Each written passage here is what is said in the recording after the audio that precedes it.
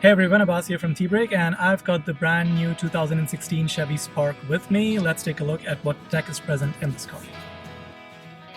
Alright, so let's take a look at the screen first. You can see the 7-inch screen here, and you've got some buttons below it. This is the home button, skip buttons, and the call button, and obviously the volume knob and the power switch. So let's go ahead and click on the home button for now. You can see you've got audio, gallery, phone, projection, and settings. Audio is either taken from your obviously your FM that you have on there. AM FM is on there. I like the whole user interface of the car, looks quite nice. You've got the temperature and the time shown on top, and then you've got the station. The station mentions their Instagram and Twitter feed as well, which is kind of clever. And you've got, tune buttons on the screen, or you can use the ones down here. Let's kind of go back here. If you have a USB plugged into the USB port that we showed you earlier, you can access audio from there as well. Gallery, again, pictures and videos from that USB device. Phone, if your phone is connected through a Bluetooth setting, then you can access your phone using that.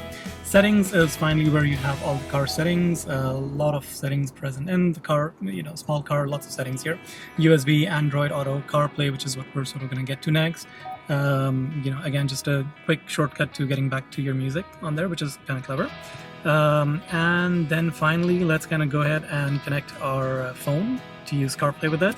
Projection is where that happens. Now, when you click on projection over here, it says to use this feature, connect the supported USB device. So I'm going to go ahead and plug my iPhone in next.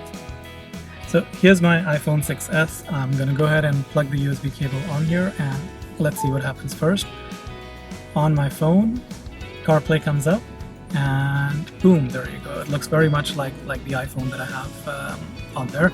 These icons are probably very familiar to you. You've got phone. If you click on that, click on show contacts, and it shows you your favorites, your recents, your contact. Now, scrolling through that is not necessarily that great, but I mean, if you use these keys, it makes it much easier to scroll, and that's something I've noticed throughout CarPlay.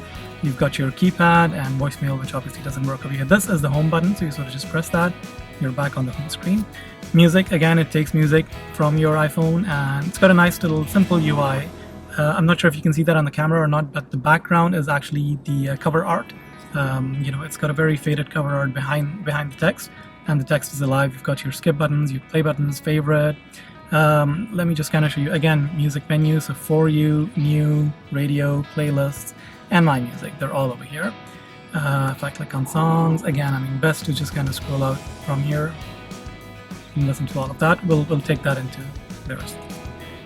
Maps sadly doesn't work over here. You do have a bit of it kind of tells you where you are. It can show you on the map, but you can't guide yourself to, let's say, Mall of the Emirates or Burj Khalifa or Dubai Mall or wherever you want to go. That's purely because Apple Maps hasn't supported that in the region yet. Once that comes in, Chevy's ready for it.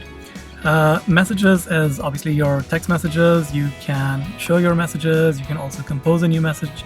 To whom should I send your message? So as you saw, Siri kicks in. Let's say Tony Luke. What do you want to say to Tony Luke? Hey Tony, we're in this new Chevy Spark testing out Siri in it. Looks like it works good.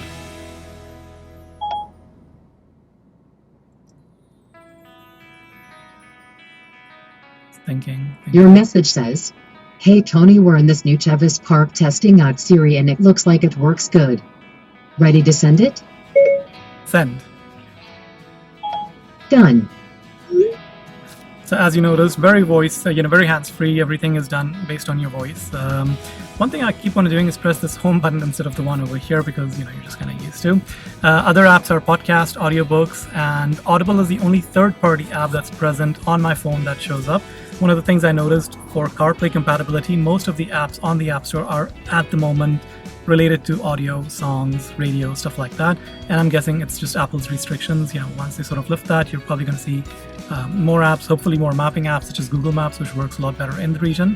So that was a quick tech look at the features present on the Chevy Spark 2016 model. CarPlay works in Saudi and UAE. That's what we've been told according to Apple, and although the car supports Android Auto. The Android Auto application hasn't been released by Google on the Google Play Store in the region. So whenever they do that, the car is ready for it. This is Abbas signing out. Hope you enjoyed the video, and stay tuned on tbreak.com for everything related to tech.